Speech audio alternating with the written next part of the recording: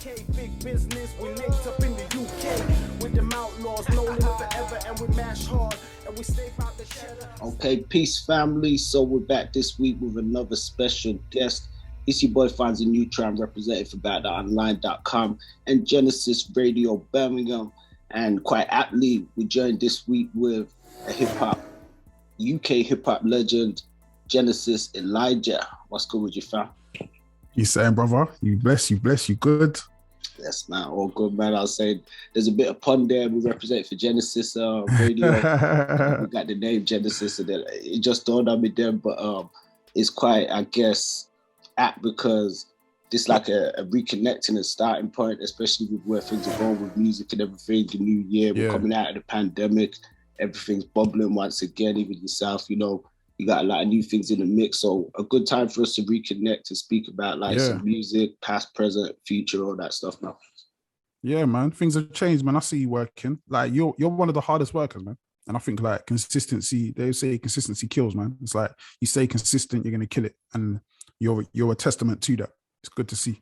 Nah, I appreciate that. And I appreciate you, man. And I've learned from guys like yourself because you know, you say that you're a testament to hard work, you know, a testament to even just fortitude as an artist, and not just an artist, but as a creative all around.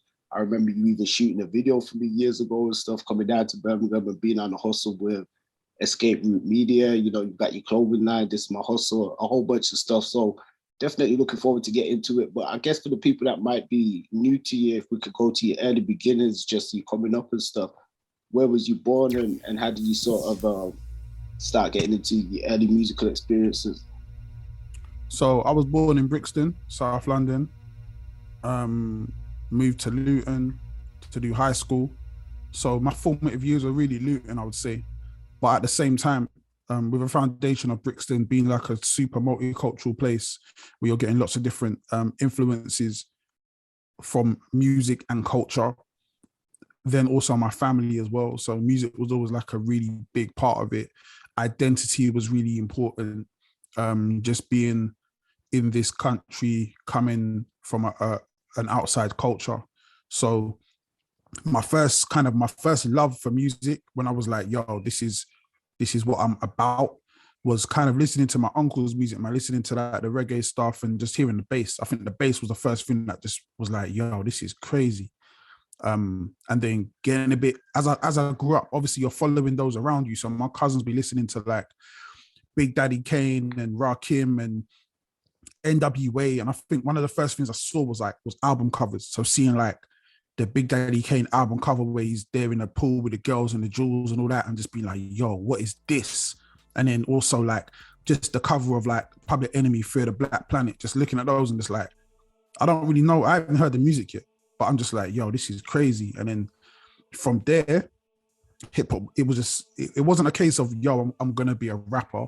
It was just a case of, yo, this is what adults do, so this is what I'm going to do. So from a very early age, like I would say like 9, 10, rap was like, yeah, this is the way it's going to go. I'm going to be a rapper.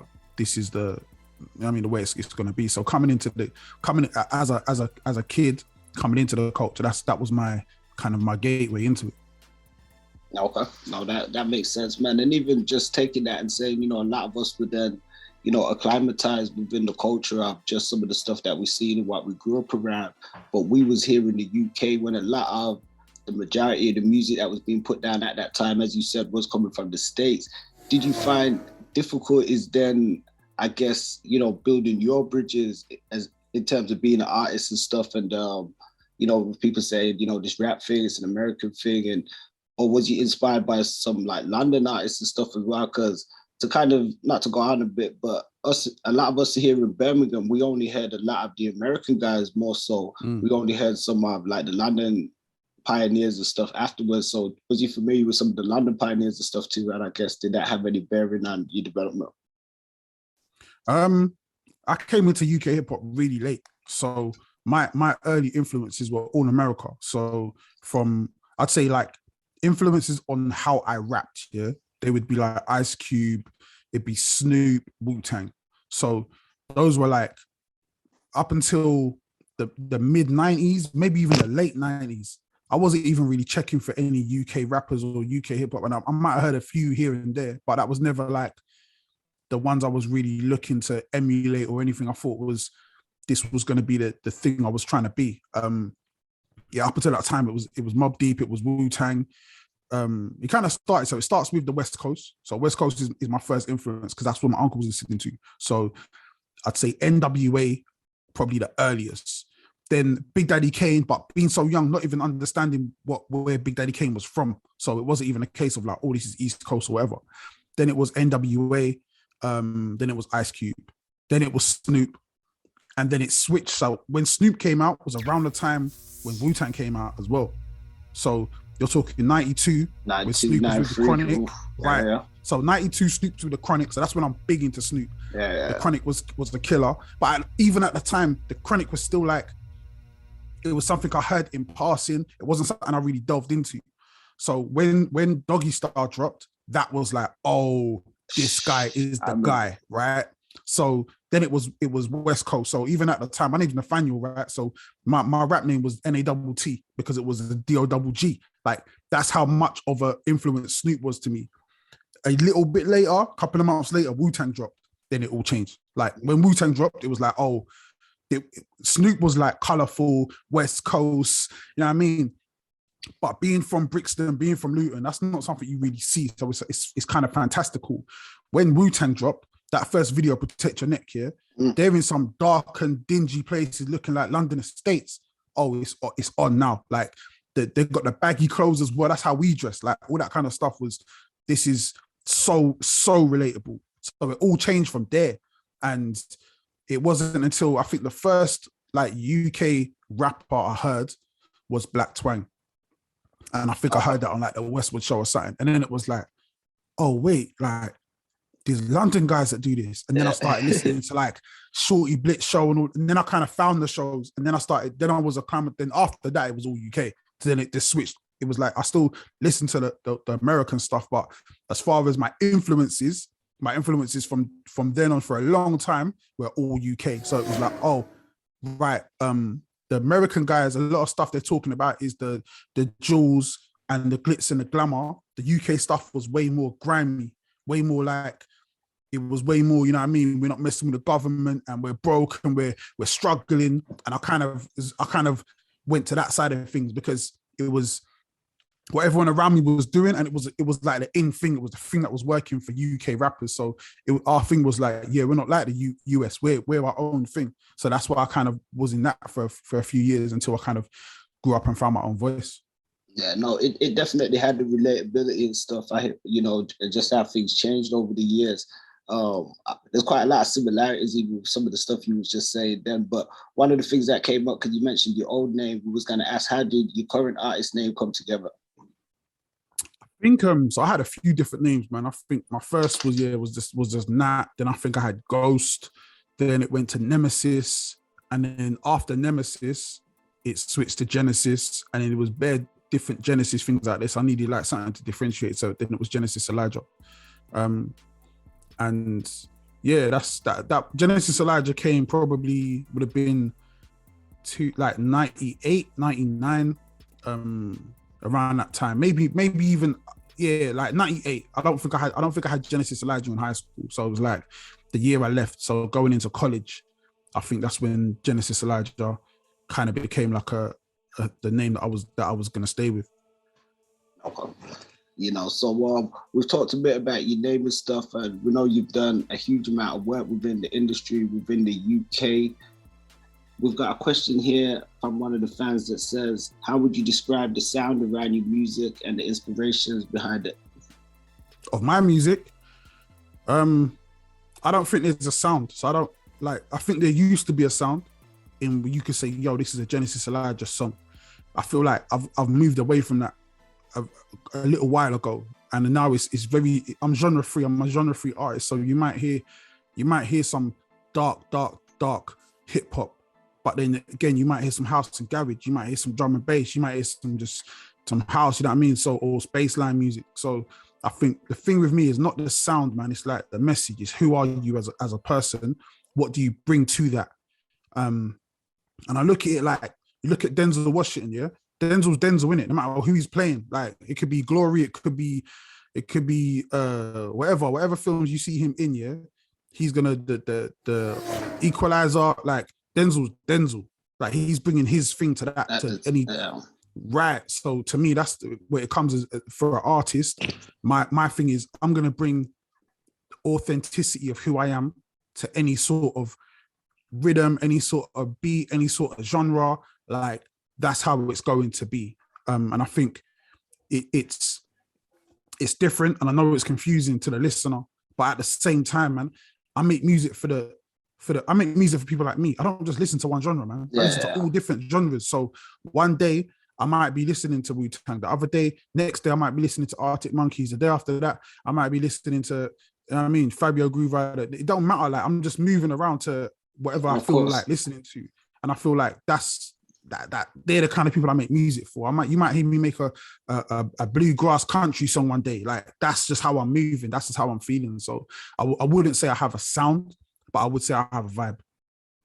Definitely. We appreciate the vibes, man, because that's what it's really about at the end of the day. And like you said, even hip hop being able to take those elements from everywhere, that's why it really is fundamentally, you know, a part of hip hop as well. So it's like a lot of us, we don't just sit around listening to gangster rap all day. As you said, there's a huge variety of music out there, different sounds, different frequencies, different vibes, and it's kind of getting onto that. And us being vocalists as like rappers, at times that you do what you do at each track, but it's you bringing you to each track, like you said, you know, like 100%. Denzel bringing him to each role and stuff like that. So, you know, 100%. You've got a huge catalog, you know, body of work out there in terms of albums, you know. I mean, how many albums would you say you got? Over 20? Man, nah, maybe not that. But I got a lot, man. EPs and stuff. Then there's certain things you've got a whole bunch. I mean, on your Bandcamp, you got a whole plethora of stuff on there. Yeah, you're right, man. So there may be more than 20 on there. So, yeah, so there's a lot of stuff that I've done, but there's even things that like joint projects that I've done that haven't even been released. There's a lot of stuff I've done for other labels as far as like catalogs that people will never really hear unless you really search for it. So there's a lot of music that I've done that ain't even accessible to everybody. But I try to stay prolific in what I do as far as music. I try to stay busy. I try to stay working. Like at the end of the day, yeah, if your job is to rap and to make music, then rap and make music, man. Like, you know what I mean? Do it every day. Just do it, or do it as much as you can. I'm not the kind of person who's gonna I'm only recording once a year or dropping it. You know what I mean? I'm not Jay-Z. Jay-Z can afford to do that. Jay-Z can afford to record when he wants to record. But I'm not there yet. So for me, I'm trying to do as much as I can. It's also for legacy as well.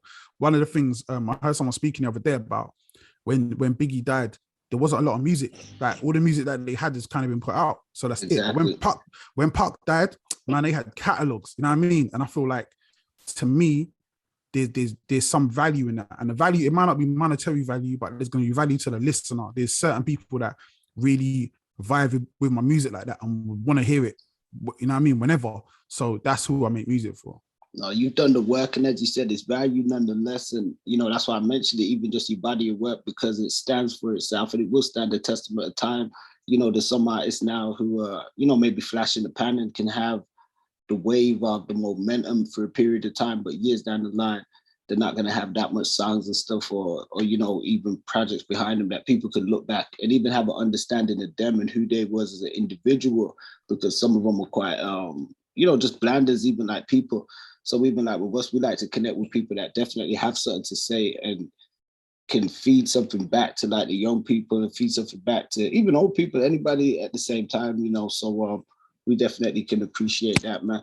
In terms of the UK music scene, I'd ask you then, or even just the music scene in general, do you have a preference with being an independent artist, or would you ever consider, you know, maybe going the major route?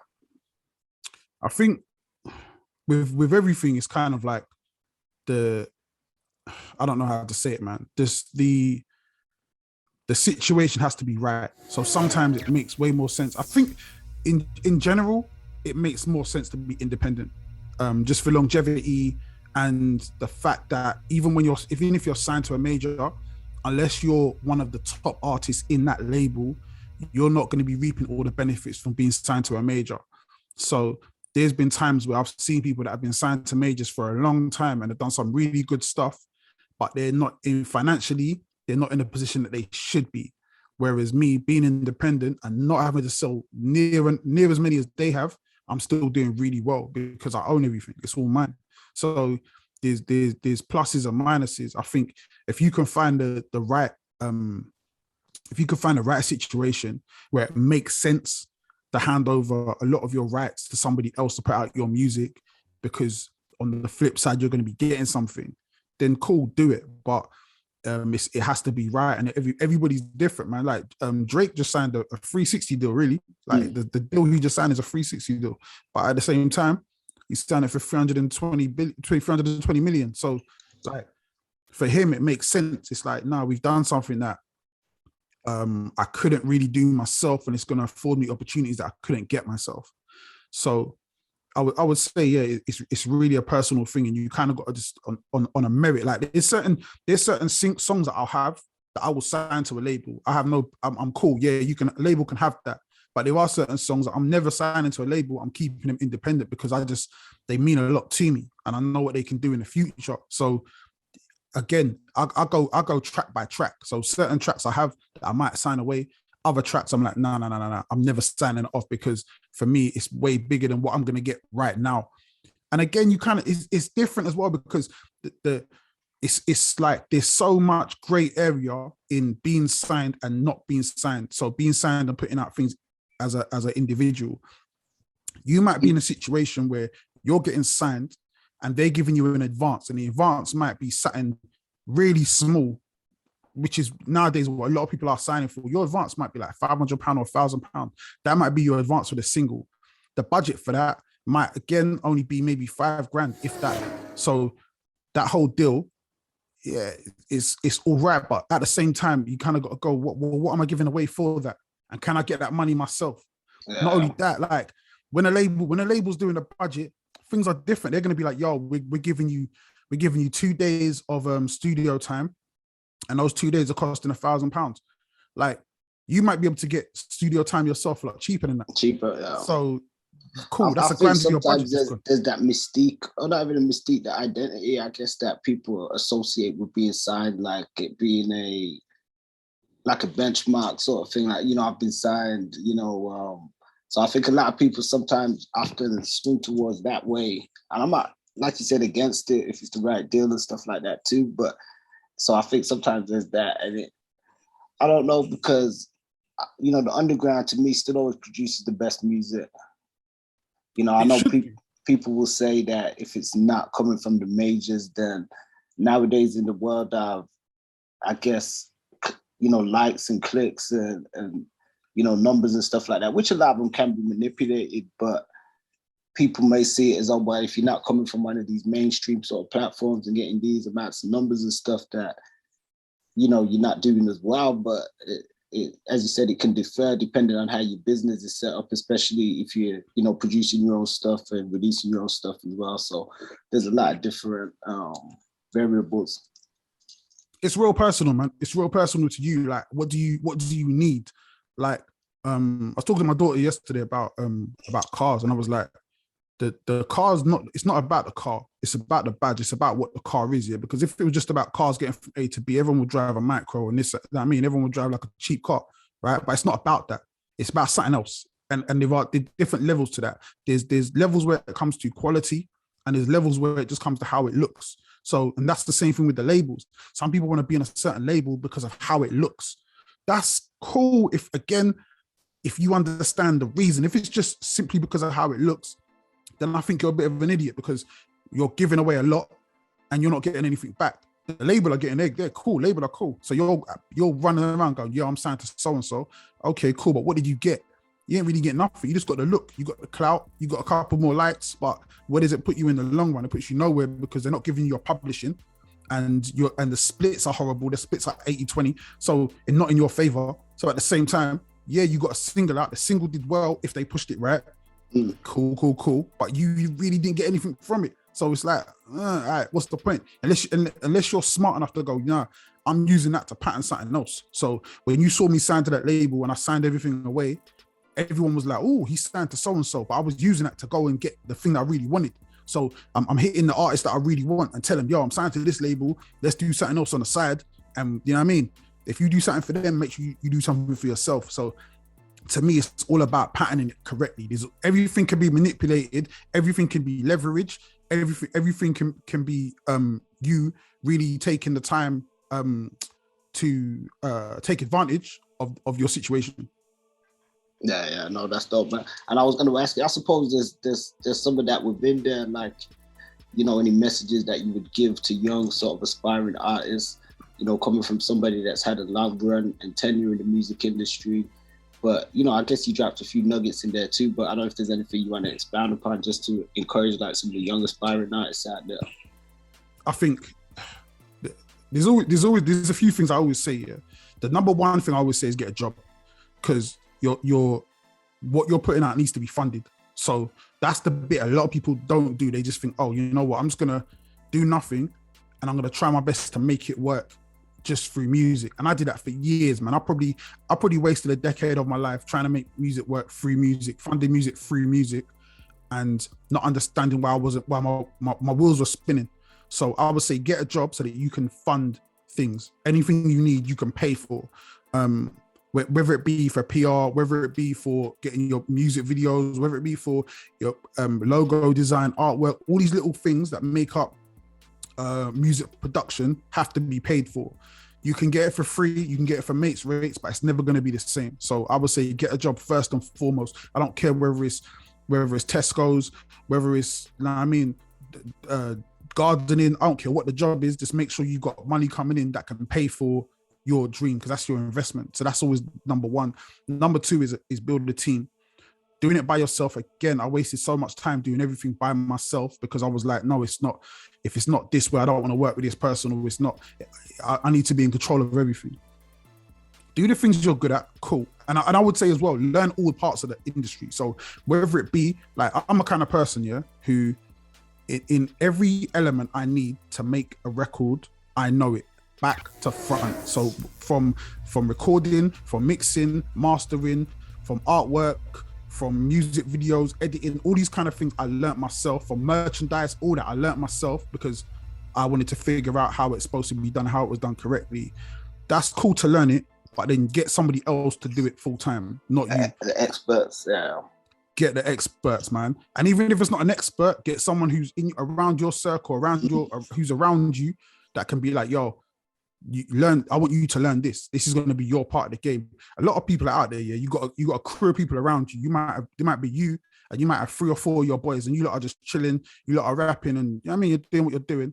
But if you can say to one of your boys, yo, you know what, man, you're good at the beats. Right, from now on, you're the producer.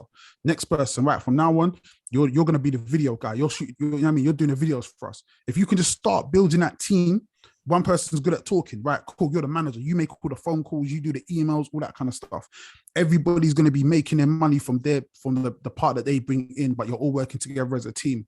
Trust me, if you can do that, it's magic. Like you'll move forward so fast. They say, like, if you want to go fast, go alone. If you want to go far, go together. So you need to find your team, like get those people around you that can help you move. So they're really like the 2 main things I tell people.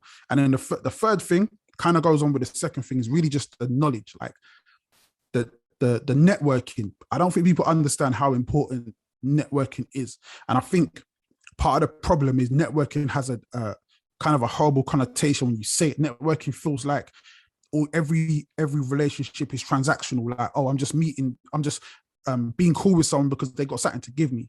Like, it doesn't have to be that way. A lot of times it's just being, look at us, bro. We're just cool. You know what I mean? Like, yo, you're doing your thing, I'm doing my thing. Yeah. If I see something you need, yo, holler at my man. Holler at my man. You know what I mean?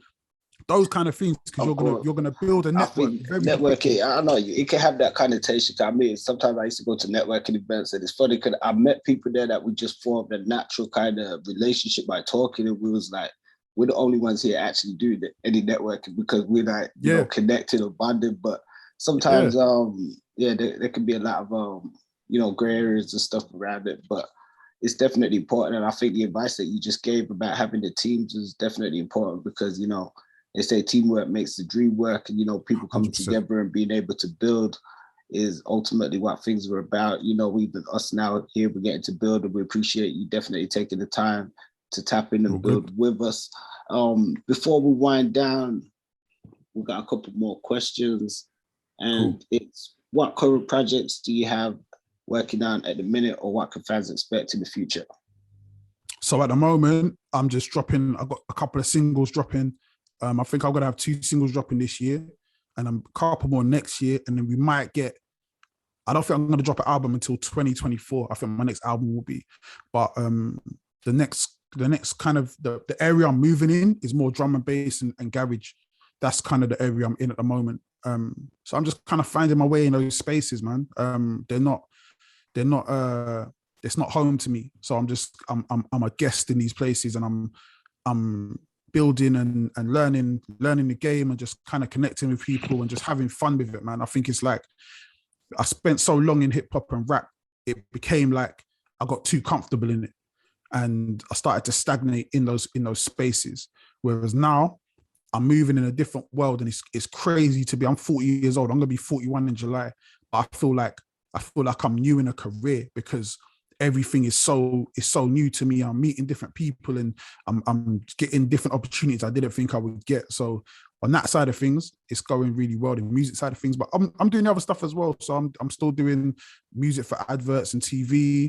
And you see me in places you don't expect to see me, man, because I stay working in it. So you'll see me in places you may not expect. But I'm always working, and I'm always just trying to bring people together and trying to get other people in these spaces that come from places that we come from, to understand there's money out there and bags out there and for you to get.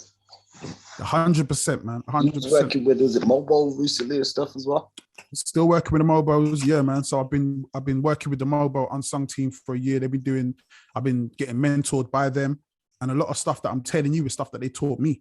Or really solidified things that you may already know, but you haven't been able to put into practice. Yeah. So these are spaces and platforms that really are there to champion our music, man. Because unfortunately, Black music hasn't been maximized in the way it should be. A lot of people have made money from it, but it hasn't really been us. So it's about understanding, like, where's the value in what we do, and that's a big part of working with the MOBOs. I'm also working with Marshall Amps. They're doing a similar thing, man. They got a music label, and again, it's like education, teaching independent artists how they can actually make a living, because that's the bit not a lot of us really understood. We just think, oh, the only way to do it is to be in front of the camera, or be in front of the mic. Yeah, that's a fact. There's so many other jobs out there, man. There's so many things that you can do to even, like I said, number one, go get a job. Your job could be still in music. That's what I did. My job was still in music. So I still managed to do, I did youth work, facilitating, doing music sessions for young people. Like, I didn't know I was an expert. I was an expert because I've been doing music for so long. I come into the industry and they're like, yo, you really know what you're doing? I'm like, because I've been doing this all my life. I didn't realize it could have been a paying job. So it's part of the thing I'm doing now is just really education, man, and letting people know, like, really highlighting what people already know. Yeah, no, that's not making it plain, and just, helping understanding get born, and that's what's important. That's how we build.